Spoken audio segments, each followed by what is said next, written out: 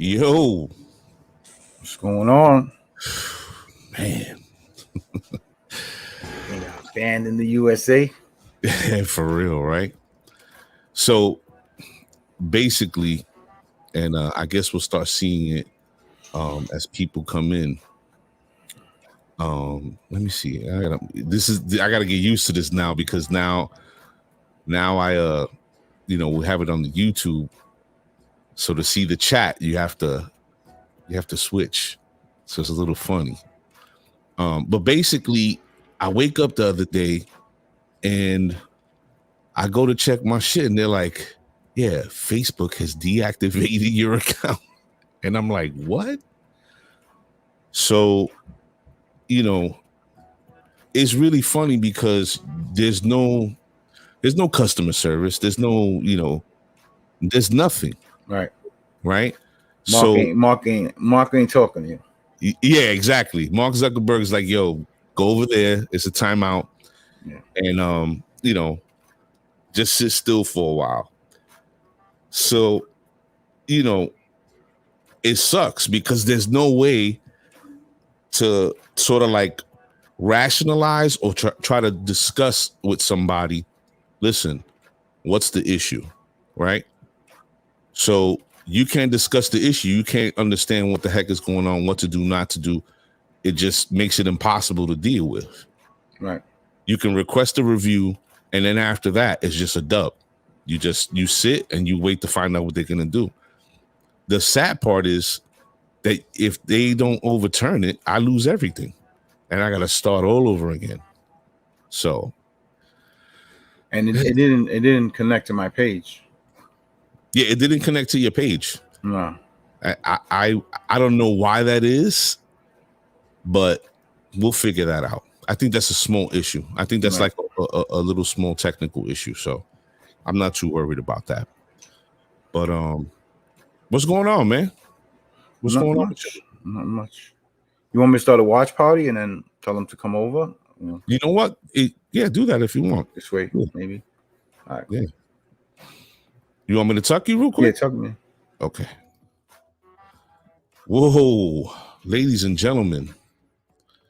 Tonight we're going to be sitting down and speaking to the one and only Coach Kamm out of LA. Now, if you guys didn't go check it out, you should before we bring her on. Go to StreamYard. Go to Instagram and look up Coach_KAMMMM. Coach Kamm. And Kamm, man, when I discovered her gram, I was taken aback. And I'll tell you why.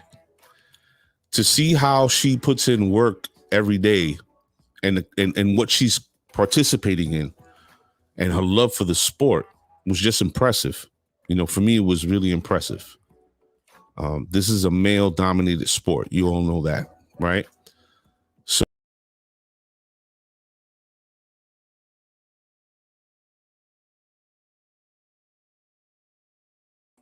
I just got bounced. So this is a male-dominated sport. So to see the work that she's putting in and how she does it and her passion and love for the sport, man, it just, speaks volumes about who she is. But she, even more so, she has a very amazing story. So we're going to get into all those details when my partner, Mr. Sasson, does what he does. We'll bring him back into the room. We'll chop it up a little bit, and then we'll be bringing Coach Kamm in to have the discussion. But I hope everybody is, locked in. And just know, man, shoot your questions in the chat. What happened, Coach Kamm? You can't hear me? You got to fix your camera. Oh, she's probably going to reconnect. Can I bring you in, so? All right, hold on. Let me pull this up.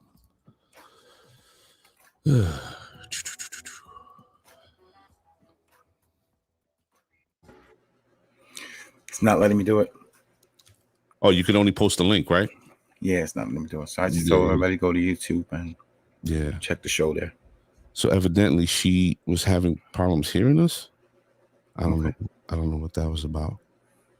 There she goes. Back on. Yeah, let's see. Can you hear now? Okay, when you're listen, when you're in the green room, we won't hear you. You'll probably hear us or not. When we bring you in, then we'll be able to exchange, okay? Give me the thumbs up. Yeah. Give me the pad work. Give me the pad work. So I was just saying, you know, watching her on the gram, man, is just, you know, she gets busy. Yes. She just does, you know. Yeah. Being in boxing, like you always say, so you don't play boxing, right? You don't play boxing. So, you know, watching her work on the gram, I was just like, damn, like this woman is really doing her thing, you know. And by chance, you know, I reached out and she got back to me and we had a discussion and she was like, yeah, I'm going to come on the show. Awesome. So I was like, whew, by luck, because I'm sure her inbox is flooded. Hey. But everybody, if luck wins championships, right? Like I said about the Bucks yesterday. So. Yeah, salute to the Bucks, man, winning the ring, man. That was heavy, for real. Ladies and gentlemen, if you can, go over to Instagram and check out. Here's her gram. It's Coach Kamm, right? And you can just scroll through her gram and look at she working with the little. Look at this kid. This is a kid, so look at this kid. Yeah. Good job. 1, 2. Yeah. Good. 1, 2. Step back. Right now. Hold. Good job. Hey, double jab here. Come on, snap, buddy. Double jab. Come on, snap. Good. 1, 2, 3. Go. Good move. Double here. I mean, you know, to work with children is a tough task, and as you can see, she got Shorty, you know, moving around. Salute to Zenobi Mercado and my son Foos, Aiden, Josiah, and Asa. But seeing them, you know, having her work with that child and the way he's moving around and really taking her instructions, man, you know, it says a lot. You got to be connected and invest. Kids is they lose attention real fast. For sure. And let me show you one more clip before we start. When I saw her working with these dudes who look like they've been in the ring for a while and they letting off, I was like, okay, all right, she's, you know.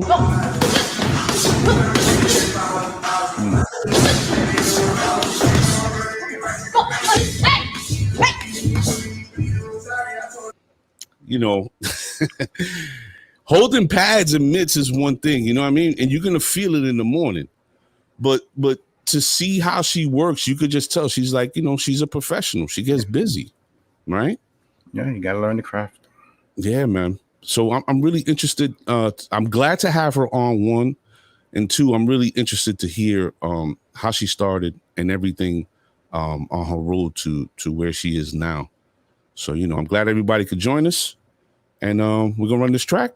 Let's do it. Let's go, people.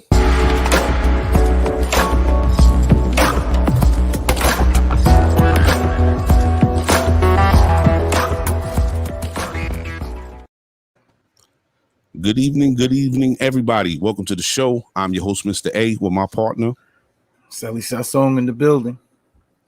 And this is the set 6145. Tonight, we welcome out of LA, Coach Kamm. Coach Kamm is a serious player in the ring, and she's working her way up. She's gotten stamped by a couple of official people in the game, and really interested to hear her story and everything that she's put in to get to where she is now and ultimately where she wants to go. We're really glad that, you know, Kamm could give us her time tonight. So I hope everybody enjoys the show. And she's on West Coast time, so it's early. Yeah, for sure. So there's a small number of women that are actually in boxing, like working with men, right? And I think on the trainers, like trainers. Yeah, I wouldn't. I mean, I see like a lot of the girls that are in the fights, but I don't know as far as the trainers go. Right. Mm-hmm. I'm trying to think of her name right now. There was a fighter out of Brooklyn, and his coach was a female, and She was serious. I know you're talking about. I can't remember her name, but I know you're talking about. And you know, to see this now, because with the internet, you're getting to see a lot more people do a lot of different things. Mhm. And there's another woman on the gram that I saw that does pad work and stuff like that.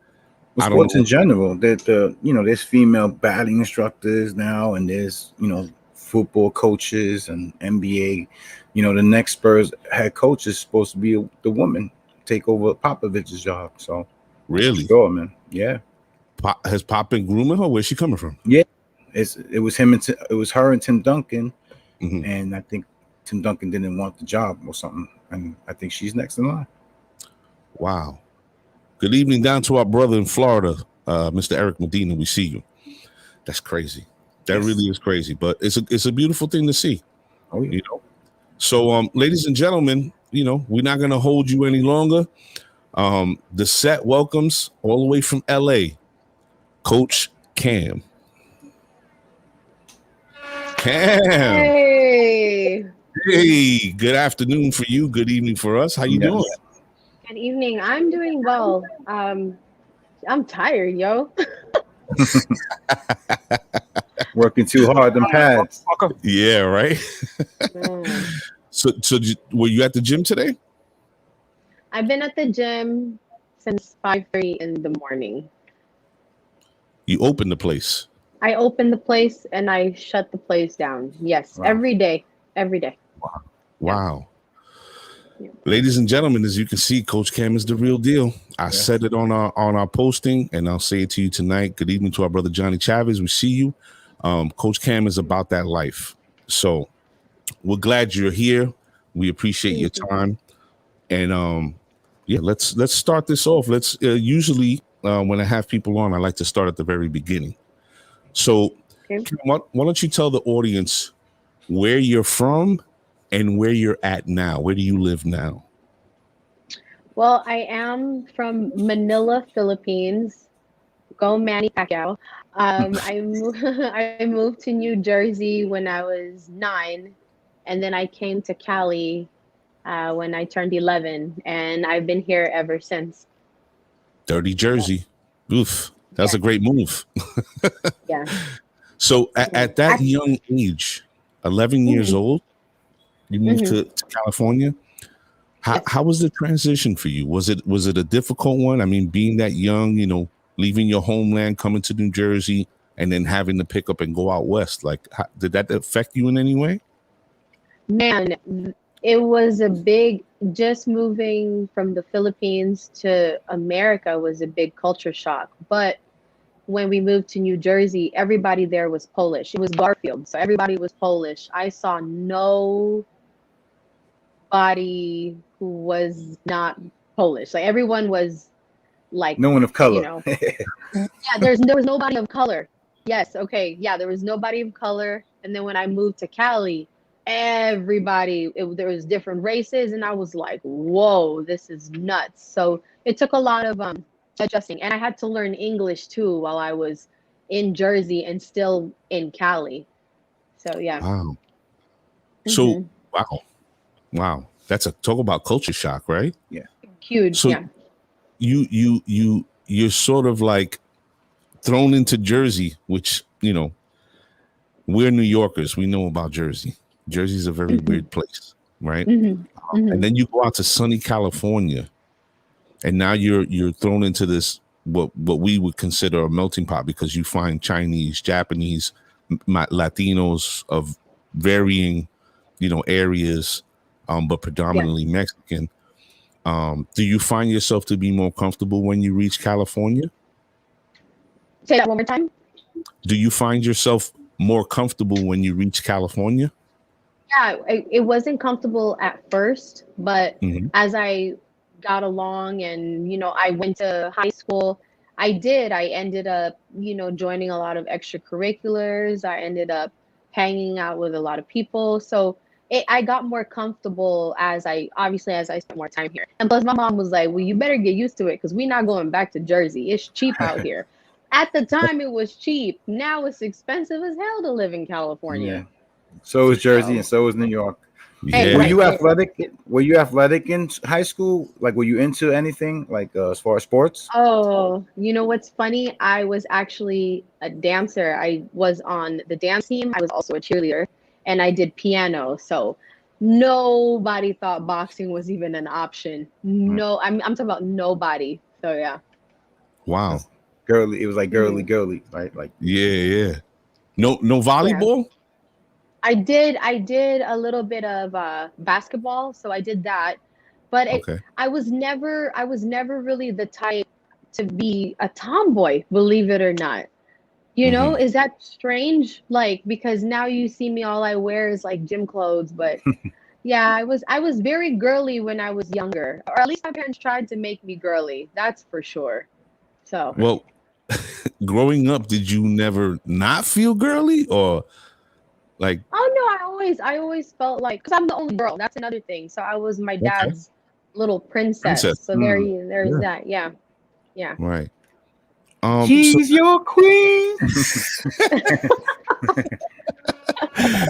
so you're acclimated at this point, right? You Yes. leave Jersey, you Yes. go to Cali, you become acclimated to your surroundings. You're getting Mhm. involved in extracurricular activities, cheerleading and stuff and whatnot. At what point, I'm sure in high school, combat sports and or boxing wasn't even a thought, correct? Right. Okay. So Yeah. you graduate high school. Are you going straight into college or are you throwing yourself into the workforce? What happens at that point for you? Well, yeah. So I met a guy. He was like, he played football, Uh-huh. and I ended up getting pregnant. So I Okay. had my son. So I didn't even graduate high school when I had my son. So I Mhm. was forced to really find a job before even going back to college and going back, to school. Okay. So that was it. It was a curveball, but it was a good one because my son, he's a blessing. So Of yeah. course. Mhm. Naturally. So when that happens and you find yourself in the workforce, um, Uh-huh. do you feel, is there any sort of like frustration because maybe you had aspirations of doing this or becoming a nurse, or was there any sort of that feeling when this is going on in your life? No, I'm not gonna lie to you. I had no idea what I was going to do coming out of high school or coming out of college. Like, and let me correct you. My mama wanted me to be a nurse because she's Filipino. And all Filipino women want their daughter, well, let me erase that, want their kids to be nurses. Like, and I went to nursing school. I was this close to taking my NCLEX, right?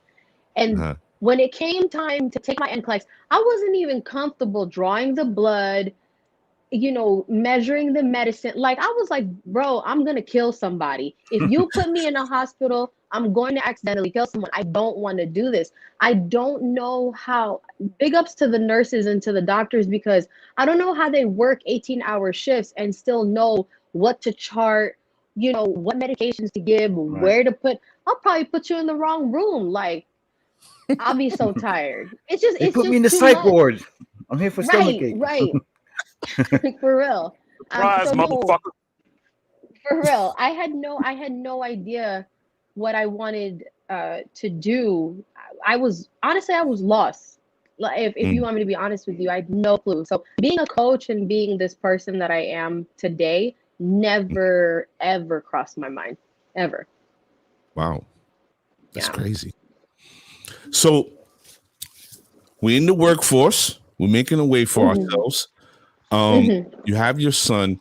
Now, what's the dynamic like? Are you and baby daddy living together? Do you getting married? Or like, what's the situation? Oh no, he got me pregnant. He left. He left me and my son. So I was a single mother. I'm still a single mother till this day. It's always just been me and my son since he was born. And I was actually, at the time, I think I was working three jobs. Like, I was even like a mascot at some point. I needed to make money that bad for me and my Mm. kid. Wait, time And out. Hold on, Cam. You gotta explain that now. You're just not going to say that and try to run away with it. Okay, Explain. hold on. So you know how they have like these jumping areas, like for the kids, they hold their birthday parties and they got like the foam pits everywhere. So I worked at one where you had to put on like a whole fucking outfit, like like a whole Tweety Bird outfit, and I had to like dance and sing in front of these kids, right? Like I was really hustling out here for me and my kid. Like you have no idea. That's it was putting in work. stupid. That's grinding. Ladies and gentlemen, oh God, I just have to say this. You motherfuckers need to respect some of these women's gangster because they will do shit like that to make sure that they straight. Half you motherfuckers would never do that. You know what I'm saying? Wow. Salute to you on that one. A whole Tweety Bird. Oof. Okay. So we leave. We working the 3 jobs. We playing Tweety Bird. We doing whatever. Right. What starts to change for you? Like, what is the next step? Because I know from what I'm hearing, it sounds like you were doing all the things you could to make sure that you and your son were straight. And I'm sure your parents supported you and gave you, you know, as much as they could to help you in your situation. So what takes the next step? Like, what's your next step that starts to mold where you're going towards now? I just want to be clear. My parents, they support me now. But when I was younger and they found out that I was pregnant, they kicked me and my newborn son out the house. Me and my son were living in my car. I'm talking about like showering at do you guys remember the gym called Curves? I do. You remember a gym called Curves? I was showering at like Curves. A silhouette. Wow. Yes. Me and my son were living in the car for like 3-4 months. I'm talking about just it was miserable for us because my parents, they're traditional Filipino, excuse me. So when I got pregnant out of wedlock and when I got pregnant young, they basically shunned me. And then, you know, this is the sad part about it. My dad was going to the grocery store. It was a Vons, and me and my son were parked in the cut in the back parking lot, and we were asleep. It was like 9 o'clock at night, and we were asleep, and my dad ran into my car. So when my dad saw me inside that car asleep with my son, he said that he just couldn't do it. Like he had to take me back home. He was, however, fighting with my mom at the time when he decided to take me back home. But, you know, my mom, of course, she's my mom. She just wanted me to learn my lesson. But when I was working these 3 jobs, I was out the house. I was in my car. I was thugging it out with my newborn baby. Like nobody, that's why I keep telling people, like, nobody understands what people really go through. And me and my son were literally, it was just me and him going through a lot of shit, you know? Wow. So, but okay, so going back to your question, what changed? I found a better job at Coach over here in Ontario Mills. I worked there for a long time. I even became a manager at some point. And I met a guy who was a pastor's kid. And at first sight, he was like the perfect dude for me, right? He was so sweet. I met his parents. I met his entire family. And we went to church like every Sunday. He was a pastor's kid. We went to his parents' church. Lo and behold, as the relationship got further along, he started doing certain things that should have made me leave. But then at the time, I wasn't very secure within myself. So I was like, well, maybe it'll change. Maybe I can change him. No, man, there was a point where he put his hands on me so bad, I blacked out, and I swear I could have died. Like because he was like 6'6". He's a basketball player. He was 6'6", 210 at the most, putting his hands on me. And that lasted for like 5 years. And that's when boxing found me. So, yeah. Hold up a second. That's just a lot to take in. Right. So Kamm, I'm under the impression because of what I see on your gram that you're not some 5'7", 140-pound woman, right? Right. Right. You're how tall are you? I'm 5 foot flat. So you're legally almost a midget. I'm right? legally almost a midget. Maybe A little, that's not. sorry, I'm little just short. person. I'm a little person. I am. I'm very short. Yes, I'm short. I'm So small. this dude who's 6'6", 210 Mm-hmm. Yeah. is putting hands on you. Putting his hands on me. Yes, like you wouldn't even believe. Yeah. You know, when you hear shit like that, you know, we all have mothers, right? Mm-hmm. And we all, I don't think there's anybody in this world that I know, not even my partner, like when it comes to your mother, like the universe stops. So, you know, hearing this story of a young woman who's little as you, you know, as small as you are, going through these trials and tribulations and having to deal with this dude who's basically a monster, 6'6", like Yeah. this guy's a giant. And you were in this relationship for 5 years. Did Yes, your I dad was. know what was going on? No, I didn't tell a soul. I didn't tell anybody. No. How did you get out of that? So there was this moment because I try not to take my son around people. So things got a little bit better. The abuse stopped. He told me he was going to change. I even converted into Christianity for him because I was a Catholic. You know, I'm Filipino, so most Filipinos are Catholic. Yes. So I was Yeah, for Catholic sure. at the time, right? And then I got baptized again to become a Christian. And things seemed like they were getting better. So the days were going smooth. I didn't have to feel like I was walking on eggshells to a point to where I said, okay, let me bring my son over. So I brought my son over. Everything was cool. We were eating dinner. And next thing you know, he snaps like out of nowhere. And he puts his hands on me in front of my child. I remember it like it was yesterday. So he had a dog and he had a cage. I want to say like 3 feet high and 5 feet long. And he put me in that cage. He put me in there, and my son was sitting on the couch. He put me in that cage and he left to go drink with his friends. Wow. Right.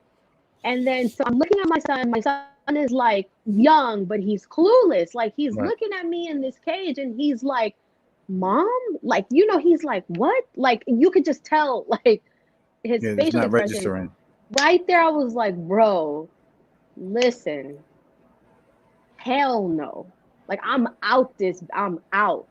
I can't do this. Because then if he puts his hands on my son, you see what I'm saying? Like, Yeah. but it shouldn't have took that. Like I should have left a long time ago, you know? But it's easier said than done. And I know that for a fact. So yeah. Ladies and gentlemen, if you're just joining the show, I'm your host, Mr. A, with my partner. Sally Sassong in the building. And this is the set 6145. Tonight we're talking with the incredible Miss Coach Kamm out of LA. And she's just telling her story and her trials and tribulations that she's gone through to get to where she's at now. Listening to her tell this story, and I'm sure it's a lot more graphic than what she's alluding to. I don't know about everybody else, but it strikes a chord with me to hear that, you know, a man putting his hands on a woman constantly and let alone in front of her child. You know, people, you really don't know what people are going through. And that's why over the last couple of months, we've really been trying to push everybody to check in on their loved ones and people that they care about. Because you really never know what somebody's going through. And being in an abusive relationship takes a lot of strength to get out of. And in some ways, I'm kind of surprised because I know the gun laws are a little more lax in California. I'm surprised you didn't go get some and put him down because he sure needed to be put down. But that's another. You lose. You lose a son too. Yeah, you know, her son loses them. Yeah. So. Yeah. So let's sort of shift. So you have this obviously like reckless and dangerous relationship. This happens, and I'm under the impression that this is the final straw for you. Yeah, absolutely. All right. Yeah. So how do you walk away? Is it like a pack of shit? He comes home and you're like, yo, I'm gone, or do you like? How do you get away from this clown? No, so listen, at that point, because one, I was in fear. Like absolutely. And I know that now. That's why it took me so long to leave. I was in fear and I was insecure. Regardless of what he did to me or how he talked to me or whatever the case is, I didn't think I could get anybody better. See, that's this right here. Yeah. You know what I mean? And a lot of women struggle with thinking that way. And that's what gets them stuck in these dumbass positions. You know? So I was like, okay, now I'm thinking for myself and I'm thinking for my kid, right? So I said, you know what? Let me start packing my stuff slowly. Let me start packing. And just to add insult to injury, hold on, let me say this. He was cheating on me too. Not only was he putting his hands on me, he was cheating on me. Like, how do you, anyways? No, that's the insecurity. That's the insecurity. Yeah. Exactly. So I was kind of putting my stuff away slowly. And one day I left. Like, I was just like, I took my stuff and I left. And then I finally told my parents. I finally told my family. You know, my parents were like, oh my God, are you okay? And I'm like, yeah, I'm standing right here. Like, I'm fine, you know, but and then my dad kind of put 2 and 2 together because there were moments where I would come home and I would have bruises on my body. So I don't know if you guys know this. I wear a hat a lot because of how my eyes look. And I'm saying this out loud. I wear a hat a lot because of how my eyes look. My left eye is a little bit small. My lid is smaller than my right because he hit me so hard in the face, it shut my eye completely closed. And I had to go to the doctor and they had to like stitch it up. Yeah, it was bad, but I couldn't even really explain that to my parents. Like, I don't even remember what I told them, to be honest with you, but I ended up just leaving. Like, I ended up just leaving. I haven't talked to him. I haven't seen him. I mean, he did pop up on my social media one time, which was weird. But good looking though, because now you see me thriving. So kiss my ass. But and I put the pause on you now, brother. Right. You don't even gotta be me. I got fighters over here that'll put him in a dog cage. But we're not gonna do that. Wow. We're not gonna do that. It's amazing to hear you, you know, it's a beautiful thing to hear you talk about it now in the way that you're doing, because you, Sel, I'm sure you feel the same way. When you're listening to her, you could hear that she's truly overcome like what she went through. She's not holding that anchor on her back, right? Yeah, it's like what the 5 stages of grief, right? But she's at the point where she's like, you know, this ain't gonna crush me, and that's it, and you move forward, you know. And we appreciate that for sure, you know, that you're strong enough. Thank you. So now, is this the point after you leave where you sort of find your love for the sport of boxing? How does that come, you know, after the transition, you leave, you pack up, you're out. When does boxing enter your life? Literally that same moment. So I'm driving, right? And from the corner, like I'm telling you, my peripherals weren't that good at the time. They're fantastic now. But then I don't know how it happened. I was driving and I seen it like from the corner of my eye. It was a small hole in the wall boxing gym in Laverne. It was called Ace of Spades. And, you know, I'm having like this emotional moment. I, you know, just left the guy that was beating me. I got my son in the backseat. I'm like, yo, this can't happen to me anymore. Like, I have to learn how to throw. I have to learn how to defend myself. I have to learn. Yeah. Right. So I walked in and the rest is obviously history. So, yeah. So, wow, that's crazy. Do you go there and explain to them what just happened to you? Or do you say, hey, I want to learn how to, you know, I want to lose some weight and I want to fight? Like, what, like, how was that conversation? It was like, listen, I just came out. Yeah, I walked in and the head coach's name was Chris. And I was like, listen, I was like, I need to learn how to box. I need to learn how to defend myself. Can you help me? And he said, well, yeah, like, welcome to the boxing gym. Like, yeah, I can help you. It's so funny because he was like, we got bags right there and we got the ring right here. He was like, you got gloves? And I was like, no, this is my first time doing this. And it's funny. So I went from there to a gym called Ontario Boxing Club, where I met the coach that I work with now. And he was supposed to be training me for a fight. And so, you know, I've sparred, I've done everything that I needed to do. I'm training. And out of nowhere, like, we have a women's class, and he goes, yo, Cam, like, help me with this women's class real quick. Go grab those red mitts. I remember it too. Like, he had red and black pro mitts. So I used them, and I was holding mitts for clientele. And I look, he was like, hey, this is fun. And I've been doing it ever since. I actually stopped training myself to help train other clients. And then as time went along, kids were, you know, fond of me training them. Women were telling me how I was giving them self-confidence. Well, you know, the men love to train with me for whatever, for whatever reason. I wonder why. Surprise, I mean, motherfucker. Right. Surprise, motherfucker. Some of them are like, yeah, you smell good. My coach don't smell like you. I'm like, well, shit. I don't know what to tell you. But everybody, you know, liked my energy. They liked me training. But I think what hit home the most for me was I had a client. She was like, Coach Cam. She's actually one of the first people to call me Coach Cam. She goes, coming to your class really makes me so much more secure within myself. And she was like, I love this. Like, you give me like empowerment. And I was like, yo, this is the perfect job for me. Coach Camp, has anyone ever came to you in the situation you were in? Like, coming? Absolutely. You know, Absolutely. Wow. Absolutely. Wow. I'm telling, my DMs alone, because women watch my story. Super Rare did a story on me and my abuse. And women will DM me and they'll ask me, and some of them are really graphic about it too. Like, they'll tell me what they got going on, and they're like, "Can you come fuck up my husband?" No. Right. And they'll ask me, they'll be like, Coach Cam, how do I get out of this situation? What do I do? I'm scared. And for me, in the beginning, I didn't know what to say because I didn't know what to do. Right.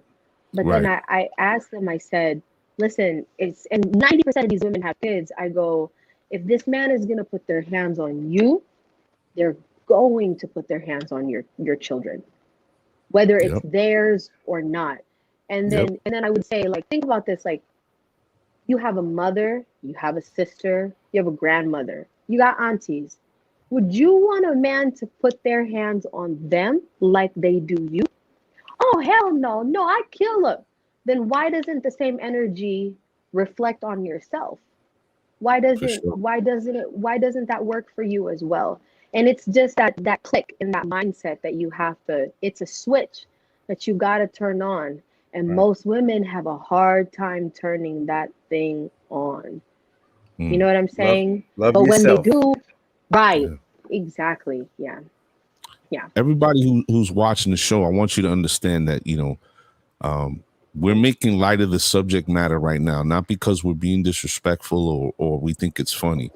It's because, we as humans often use levity in situations like this because it sort of helps us to, talk about it now more openly, one, and for us to get through it.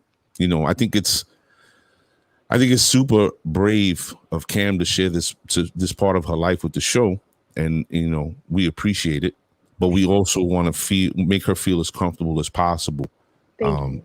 I would hate for anybody to misunderstand where we're coming from. We often use humor in situations like this so that everybody can just have some semblance of, all right, we're all on the same note here. Right. Yeah. So Cam, you start training these clients, women are starting to come to you. The fellas, of course, are trying to get that class going. Right. What is it? What is it that happens or comes into your realm, so to speak, that you start thinking to yourself, hey, you know what?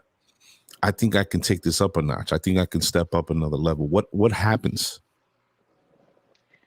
I had an amateur fighter. His name is Brian. He was 17 at the time, and he hits hard, right? He hits hard. And I've always been the type to be up for a challenge. So I said, well, let me see if I can hold mitts for him.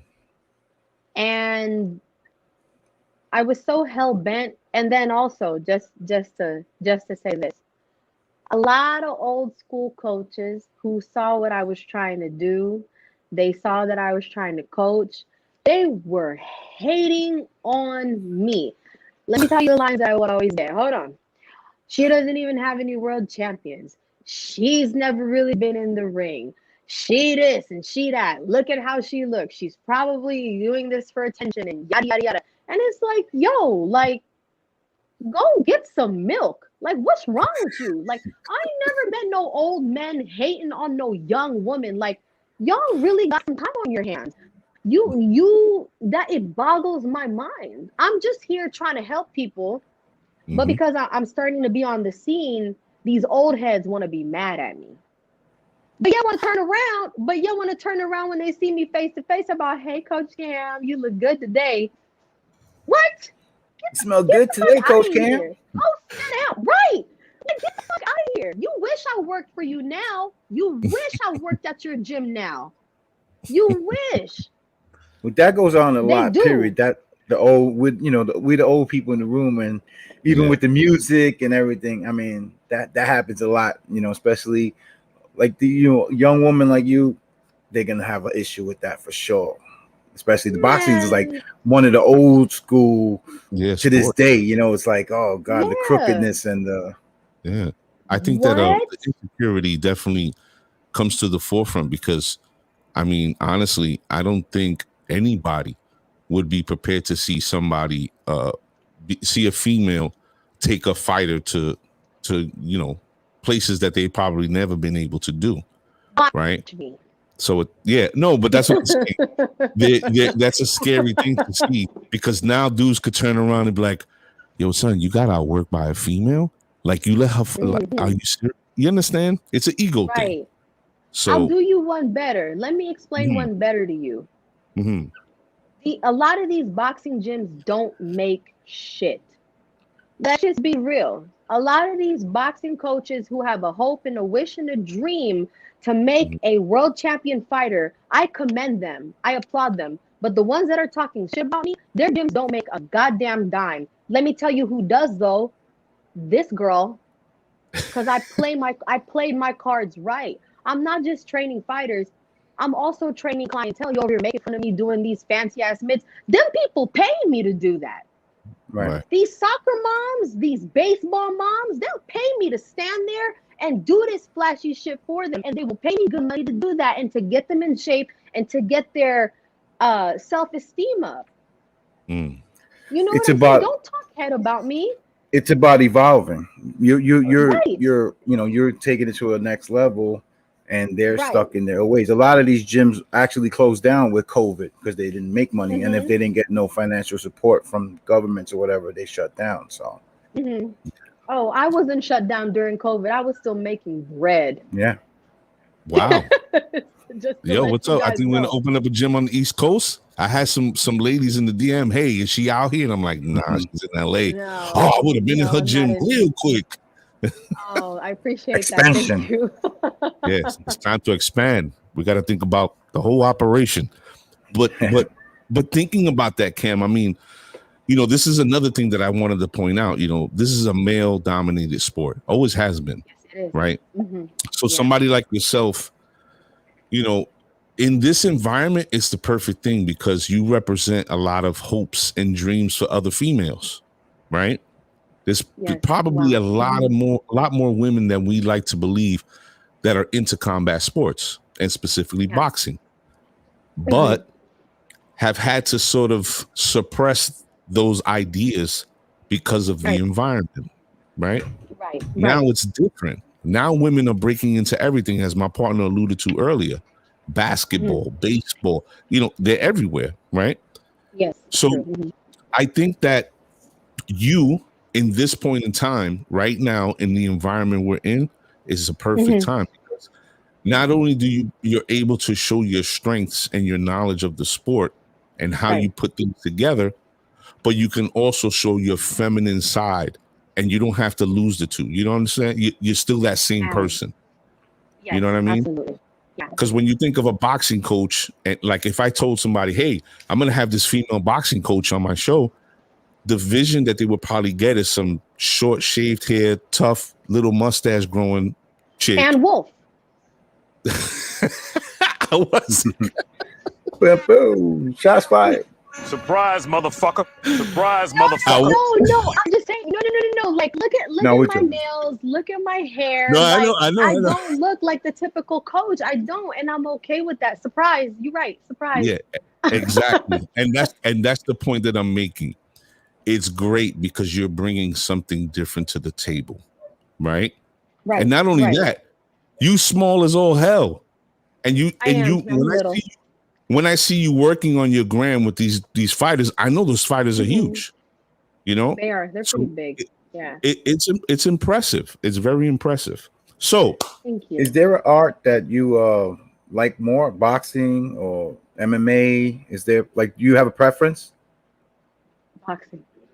Boxing. Sweet science of boxing. We got a presser. You can't say Manny Pacquiao. Okay? I got a question, because it'll I gotta show you guys something. Uh-oh. Do you see that? Hold up. Let me do this real quick. Let's see. Yeah, I see it. You don't have enough pictures of him? Not enough? It's not enough in there? All right. We definitely excluding Manny from this conversation. Yeah, Manny's not in this question. Okay. Greatest of all time boxer. Who is he for you? Yeah, you besides Manny. Man, this is gonna be a typical answer, but I gotta say, from the business aspect, the defensive aspect, the work ethic, I gotta give it to Mayweather, man. I have to. Okay, that's honest. Yeah, that's honest. Yeah. I know my partner has a great admiration for Floyd. I came to like Floyd later on because I understood his business acumen and how he owned himself.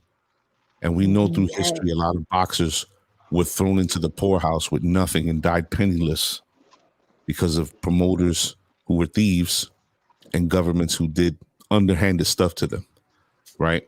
Yeah. My greatest of all time, is going to always be Muhammad Ali. He's number one to me, and everybody else follows after. Yeah. Yeah. So, what are we presently working on, Kamm? What is presently going on with you and your maneuvers right now for the fight game? So I have two boys. If you guys follow me on Instagram, one is Lawrence King, and the other one is Tayden Beltran. I've been lucky and fortunate enough for them to come into my gym and trust me and have me help them with their coaching and their camp. They're fighting in Dubai. So I'm going out to Dubai in September, and I will be, from what I've been told, the first ever woman to work a professional fight in Dubai. Give it up. Give it up. Hold up. Ladies and gentlemen, she's going to the forbidden land, because in Dubai, yeah, for real. No, let's speak on it truthfully. In Dubai, the society in Dubai, first of all, is super uber wealthy, right? That's the first part. Yeah. Yeah. The second part is Dubai is not like the US, right? They adhere to a different code of ethics when it comes to male and female interaction. So how you conduct yourself it's not going to be, I'm going to throw this thong on and go to the beach. No, you have to be, but with that said, salute to you on that, because that's an amazing feat. How many years have you been in the sport right now? how many women are in this sport right now? No, how many years have you put in as a coach? Oh my God, not even 4. Not even 4. Do we know of coaches that make that sort of leap in such a short time? I don't know of any. I'm sure it's just the work she's putting in. It's probably how many days off? 1 day a week, maybe. If that. I don't take any days off. Yeah, you know what I mean? Surprise, motherfucker. Well, she was a mascot and had like 3 jobs, so we ain't. Coach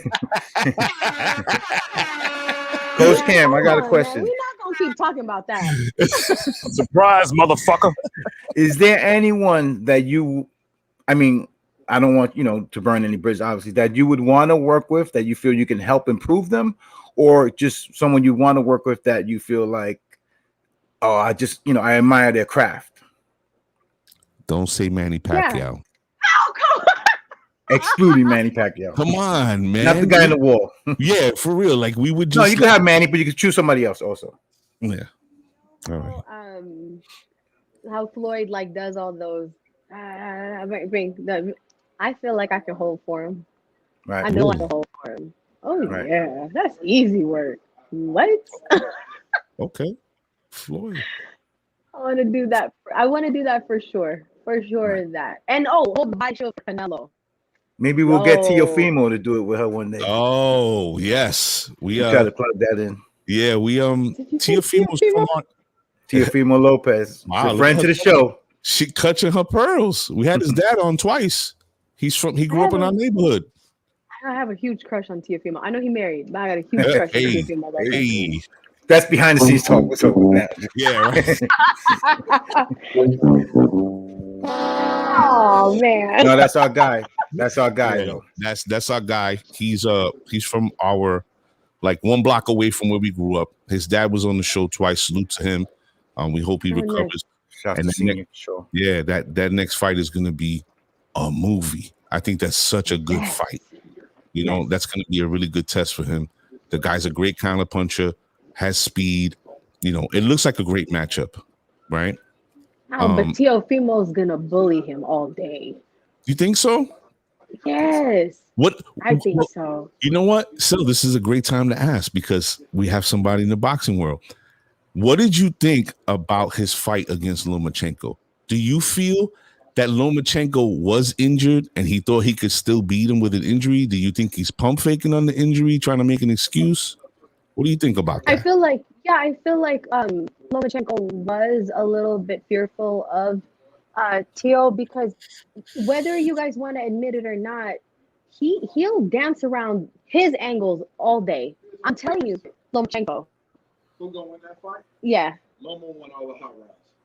You think Lomo won all the hot rounds? All the hot rounds besides the last round, Lomo won. He had the slow start. Listen. When you want to take a belt, he ran too much. Yeah, when you want to take a belt, he ran too much. Yeah. He ran too much because Teofimo's a big dude. He comes out. We know he runs around 55, 65. You go down that way. Yeah. Who's that? Get him on camera. Who's that? Yeah, get Hold him on. in I here. didn't want to talk to you, Trev. Get him in here. Trev, you already started talking. Yeah, man, you started some shit. Hold on. Damn, we're gonna lose the signal. There he goes. Okay. Now it just got wonky. Yeah, got it. Yeah, now we're getting distorted. Yeah, you hear us? Hey, how you doing? What are we talking about? The Loma fight with Teo? Wait, time out. Teo, Introduce yourself first. How you doing? I'm Trevor Zambrano. I'm the coach over here with Kamm. She's my assistant. And Okay. Can you center yourself, sir? yeah. Put yourself in the middle. I'm sorry. There you go. There you go. All right. So explain to us how a fighter wins a fight when he lost 9 of 12 rounds. So you know what? I thought every hot round, besides the last one, I thought Loma was winning the hot rounds. He definitely, I think that he was apprehensive with the power, and he had a slow start. And I think that he was banking that he was going to be able to get some momentum at the end. But as far as it being a dominant performance, like the way it was being sold, I don't know anybody that would. I asked you a question. Did you go back and rewatch the fight? 4 times. Wow. Okay. Well, because of people like you who were telling me that my eyes were lying to me. you might be in the minority on that. I'm keeping I it just real. think Loma ran too much. I think early, like 6 rounds, basically of running. That's how I felt. Like he The ran. thing is, he definitely. We know that Tio's a big dude, right? So he had to go out there and deal with Tio, and the way that he went about it was a slow start. But as far as the most competitive rounds, minus the 12, I had to give it to Loma. Just scoot up. So, you know what, Tio? I'll be honest with you. Do you think there was no rush for them to have a rematch? But I imagine there was a rematch clause. No, there wasn't. What happened when Loma didn't want a rematch clause, and then he lost. Yep. And then he lost, and then he was like, I want a rematch. And Teofimo was like, yeah, go off yourself. It's sort of inevitable. You would think that those two are going to see each other just because they're the two biggest stars at Top Rank right now around that weight class. So I mean, I'm not one of these guys that is going to be like, oh, pro Loma, but if I'm going back and I'm just scoring it, like I said, even the first round, everybody was so adamant that Tio won the first round. Look, if I was a judge, it would have been hard for me to call it. If you had, a lot of people out there have a bias because I think Tio is going to go out there and have this master class. It sort of kind of reminded me of a fight between Anthony Joshua and Andrew Ruiz on the rematch. Yeah. A lot of people say, Anthony Joshua had this incredible performance where he went out there and did a master class. If that's what a master class looks like, y'all have a different definition than I do. A master class is something I'm going to go back at, and I'm looking at a fighter being completely dominant. I think that it was an incredible fight. Loma definitely didn't, probably have the right game plan. But I'm going to be honest with you, Tio is a very sturdy young man. He comes with a lot of power, and I could sense he was kind of overwhelmed. That being said, though, he did make adjustments, minus the 12. I was giving him a good part of probably 4 or 5. But I definitely saw it as a draw. If I had to pick a winner, I probably would have went with Tio. I could see the argument for that, but I did not see it as this master class that everybody was making it out to be. Okay, I'm gonna ask you a question, Trevor. Trevor, right? It was. Yeah. How if they do rematch? Does Loma become aggressive early in that fight? I think it would be a mistake. To be honest with you. I like that. That being said, yeah. That being said, you're not taking anything away from Tio. Tio is the real deal. Part of the thing is that you got a kid. His physical size at that weight class is just overwhelming. He's struggling to make that weight. He's a sturdy kid. He's young too. I forget what is Tio, like 24 maybe. He's a baby. He's like 22. He's young. Yeah, he's 24. I think 24 now. Okay. Yeah, he's a young man. You go in there, you got all that size. You're dealing with a young lion. He's going in there with bad intentions. He's got something to prove. We know that if you see, I've stood next to Lomachenko on a handful of times, and I've seen Tio in person. I can assure you that they're both different sized men. From the rip, I know one of them looks like he can, throw down a supersized meal, and the other one looks like he never ate a supersized meal in his life. The reason I think Loma was so apprehensive with him and probably did kind of tiptoe around him is because he felt that power.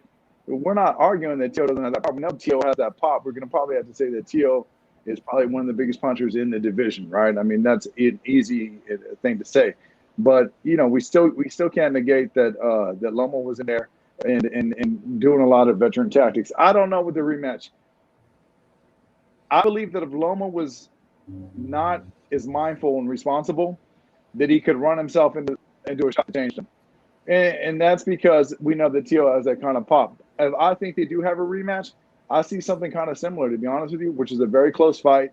But at the end of the day, I don't see a master because let's be honest, Loma has that pedigree, that Olympic pedigree. He knows a lot of ways to neutralize a fighter. He knows ways to get himself out of hot water. He knows ways of being risk averse. And ultimately, I think that's what we were seeing. But as far as them, like I said, them coming out, it reminded me of Eddie Hearn with AJ and Andrew Ruiz with the second fight. It was a very technical fight. But as far as someone saying, oh, they got their ass whooped or it was easy for me to call it, not at all. It wasn't an easy call at all. But, Tio, to be honest with you, too, this is on the business side of things. I think that Tio is definitely in the beginning of the momentum of his career, and you're looking at a kid that could probably get 3 different divisions. Versus Loma, who for the most part is really, and I don't mean in on the back end, but really is on the back end, and he's also a little man. He wasn't going to go out there and have the potential that Tio does. Tio's a young man. This guy's got another 12 or 14 years in him if he lives If he plays his his life cards right. right. Yeah, Yeah. exactly. So he might go out there, be able to make history, get 3 different divisions. I'll be honest with you. This might sound fucked up, but Tio has bigger fights in front of him. But if we're Yes. just talking about that fight right there in front of me, me looking at it, I didn't see that as a masterclass. That's. But God, you talk about an exciting time to be. That division is stacked. There's so many Yes, it different is. people. Tio has so many different possibilities, and he's not going anywhere. And I think that the one thing that I wonder about is that some kids I don't think are going to carry their power, Mhm. but with him, there's no doubt that he's going to, and he's only going to get better. Let's be honest, his craft. The one thing I know that was this lead up that he had with I always say the guy's name wrong, but Kambosos. Yeah, Kambosos. Yeah. Yeah. The one thing that he was talking about that I thought was really interesting to sort of default to was he was talking about that he was in camp and that he felt like he was getting better. He's getting better craft. He was learning. This is what happens when you have that world champion pedigree, and Tio's in a position where he went out there, he got that belt, and he's learning, he's feeling himself. He's getting better. He's being more confident in sparring. There's no doubt that this kid's not even close to the pinnacle of his career. We're probably, it's like looking at Canelo, right? Look at Canelo when he had the Floyd loss. Look at Canelo today. You just turned 31. Completely night and day, 2 different kids. Imagine where Tio's going to be at 30, 31. We know where his father is.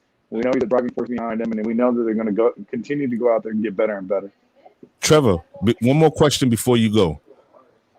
If Tio gets past Kambosos and he fights Devin Haney, who wins? You can't hear? Lost the sound. He lost the sound. You heard? You hear you. Yeah, he didn't hear me. Damn it! I wanted to get his Yeah, she muted the mic. My mistake. Yeah, you got to unmute the mic. I wanted to get the answers to that question. There it is. She got it back. You got it? You hear me? Yo. Hello. You know what it is that they have it on the earbuds. Yeah. So they're not hearing it. Hello. I love when this stuff happens. We live, baby. Dile en vivo. Okay, I'm back. Sorry about that. One more question before you go. Teofimo defeats Kambosos. They line up Devin Haney. Who wins that fight? Gosh, I like Tio better. And that's not to say that I don't like Devin. It's just to say that I like Tio as far as like him being on some sturdy man shit. As far as the Devin fight that just went down with Jorge Linares, I thought Jorge Linares had the wrong plan with him. And Jorge Linares is another guy. If you stand next to him, it's a different. He's an incredible fighter, but he looks like a model. He doesn't have big bones and big feet. No, he's not physically a big dude. Tio has that going for him. I just can't. I just can't imagine him not. And I hate. This is. I'm just going to keep it real, but I'm not with Devin quite yet. I'm not completely. Sold. I think he's an incredible kid. I think sold on him. I think he's an incredible kid. He's got a great pedigree. I watched a guy fight when he was 9 years old at the Gene Lewis tournament in Arizona. I knew that he was going to be destined to be a star then, but there's a lot. When you get to the alpha males of the alpha males, they all got something going for them, and it's not easy to jump to a conclusion on one versus the other. If I had to go with one, I'm going to go with Tio. I hate to be even in that position, but that's just where I'm at. But something I might have good insight on is I actually, outside of that, I used to train Malik Scott, Deontay Wilder trainer. Okay. Wow. Yeah. So one thing that's definitely interesting. I think that's an interesting addition to the team. I'm very excited to see what they're going to do with Deontay. Even this little bit of a break that happened because the fight, obviously isn't happening because of the COVID shit. I see is stacking as an advantage for Wilder. I definitely, I worked with Malik for a couple of years. He definitely has a cerebral mind. He has a way about going about himself and developing fighters. I'm excited to see what him and Wilder can do. Obviously, Tyson Fury, and he's a hell of a fighter. And when we talk about a cerebral guy and a killer and an assassin and all those things, that's Tyson. But if anyone could pull up the upset, I like the momentum of Scott and Wilder together right now. Nice. No heavy suits for Wilder. Yeah, no heavy suits for Wilder. Yeah, no heavy suits. That's you know what we all. There was a lot of things that came out, but you know what? I'm gonna be honest with you. You know, a lot of world champions, they all got some weird shit with them. They all got their superstitions, and you know, they all got the things that they want to go to and default. And you know what? If that's why they're the champ. So if he gets his mindset right, which I'm sure that they are, then everything it is. And you know, we certainly can't point fingers at Wilder and not look at Tyson Fury's sordid past, because we know that he had all kinds of shit going on as well. So these guys, you know, these guys aren't perfect. This is why these guys are in the position to be the men that they are, because they got that big bravado, that big character. But yeah, it was definitely an exciting fight. And of course, you know, I'm rocking with Wilder. I'm hoping that he brings the belt back to the United States. But Yes. you know, he's got a hell of a fight in front of him, and we know that Tyson Fury is arguably the most skilled heavyweight. Nice. All right, man. Thank you, brother. Ladies Appreciate and it. gentlemen, Coach Trevor giving his insight on the fight game, man. Appreciate that, man. Thank you so much. I think we lost him again. Did we? Maybe. There she goes. We back. We back, baby. Something's up with your sound, Cam.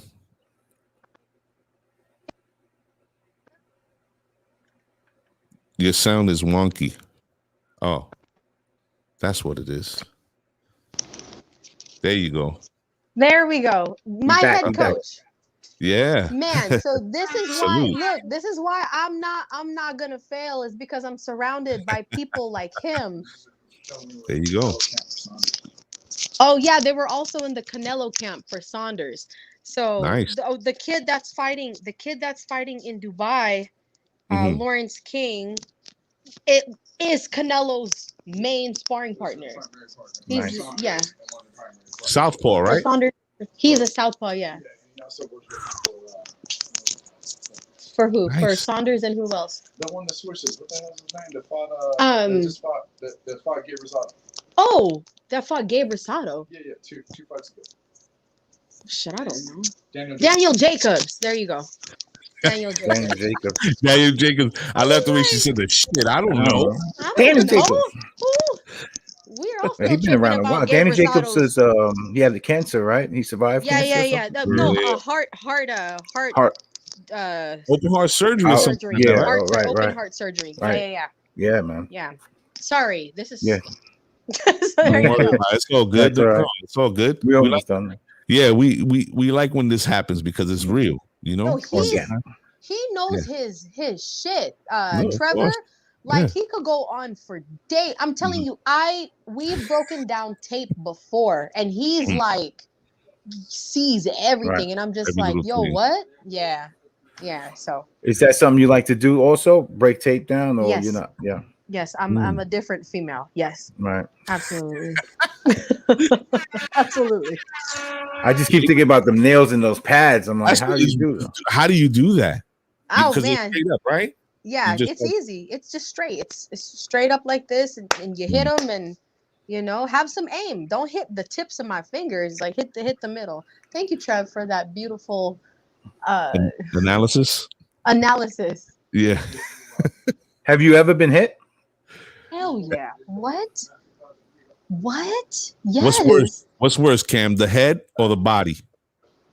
None. Let me tell you what the worst thing is: getting hit in the face with they sweat. Talking about flying in my mouth, flying in my eye. Like, yo, what the fuck? Like, go wipe yourself off. Ladies and gentlemen, Sorry, coach. Salute to Mrs. A. She hates that shit. What? Oh. You got to wear the mascot suit Yeah. when you're doing the pad work. Yeah. Man, what I say about Surprise, that? motherfucker. Surprise, motherfucker. Oh man. Listen, I'm not gonna get that vision out of my head. Because you gotta Sel, you gotta think about it. She's 5 feet tall. she looks right like. I know y'all saw me passing by. I was as big as the chair. Oh, stop it! You're not that small. We're just messing. So Kamm, September you're going to Dubai, correct? Yes. Okay. So we want to do two things. Okay. One, we want to tell you the best of luck. First of all, thank you. You are part of the set family. So if there's anything that comes up that you want to promote, you're doing something, whatever. Hey, Mr. A, Sasson, hit us up. Yes. We'll bring you on, or you can send us a promo. We'll promote it, whatever you want. The second part is we're going to close out the show. Okay. I want you to, if you could, sit in the green room so we could chop it up after once we close the show out. Okay. You have any IG, whatever you want to promote now, just let everybody know where to follow you, where to catch you at. Definitely. So my IG handle is coach_KAMMMM. And my TikTok is just Coach Kamm, KAM. Coach and Kamm. That's it. So you can find me on those two platforms. All right. Ladies and gentlemen, straight out of LA by way of the Philippines. Yes. Kamm. From Jersey. Thank you. From dirty Jersey. All right, Kamm, sit in the green room, all right? We'll be with you in a minute. Thank you so much. Okay. Appreciate your time. Thank you. All right. Man, about it, no? Yes. I could appreciate that, man. Seems like a real one. Yes. I still think that Teofimo won that fight decidedly. But I listen, I have watched that fight at least 4 times because of that whole blah blah blah. I don't know. Yeah, I had the same. I watched it over too without the announcers, and it just didn't do enough in the beginning. That's all. For sure. And the announcers were hyping it up for him, not for nothing. For Loma. Yeah, for Loma. Yeah. Did you see that? Nah, son. He was scared. When T.O. got tired. This nigga scared. Surprise, with the fucking juice kind. Yeah. This nigga scared. Oh man, listen, ladies and gentlemen, if you're just joining the show, you just missed a good one. You can go back to the YouTube page, make sure you like and subscribe and share with everybody. Let them know we ain't the Facebook page is a wrap right now. So right now, have to come to YouTube. I'm in Facebook court, so everything is gonna be on YouTube. I'm locked up on YouTube and Twitch right now. So just pay attention. Shelly will be sharing as well on his page. But be on the lookout next week. We got a great one. Vince Serrano. So, man, Billboard charting artist Vince Serrano with an incredible story. And Vince Serrano will that Monday after our show will be on VH1 Crime, My True Crime Story. Yeah. Hosted by Remy Ma from the BX. So listen, make sure you check us out. And salute to everybody for joining us tonight. And yeah, man. What's up? We out? Let's go. All right, people. Until next week, we'll see you.